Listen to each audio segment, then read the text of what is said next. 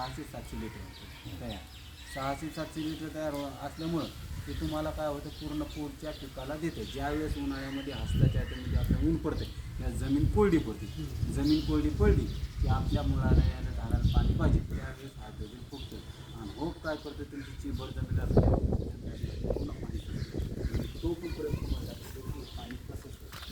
आता हे हायड्रोजन एका एकरमध्ये 2 हायड्रोजन लागतात जास्तीत.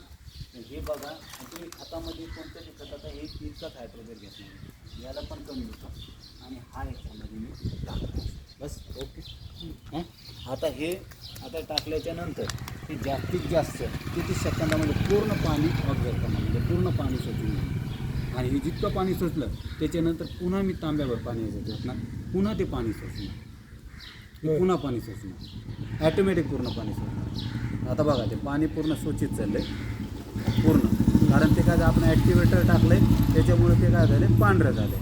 त्याच्यामुळे आहे ना ते तुम्हाला दिसणार. पण आता हे नाही एकदा 2 ते 3-5 सेकंदामध्ये ते पूर्ण पाणी शोषलं जाते. जेव्हा ते पूर्ण पाणी शोषलं त्यावेळेस तुमच्या पिकामधलं जमिनीमधलं पूर्ण पाणी शोषून करून घेते.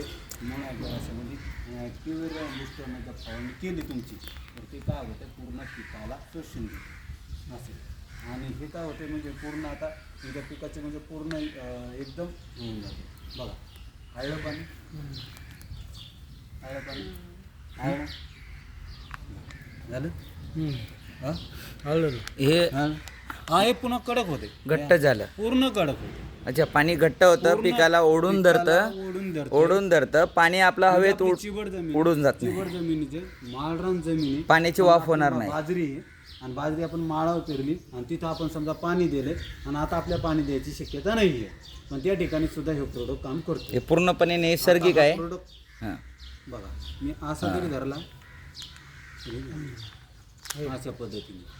आता समजा आता इतकं पाणी पडले पण याच्यामध्ये आणखी जरी पाऊस पडला तरी तुम्हाला मी आता पुन्हा तो बी प्रयोग दाखवतो.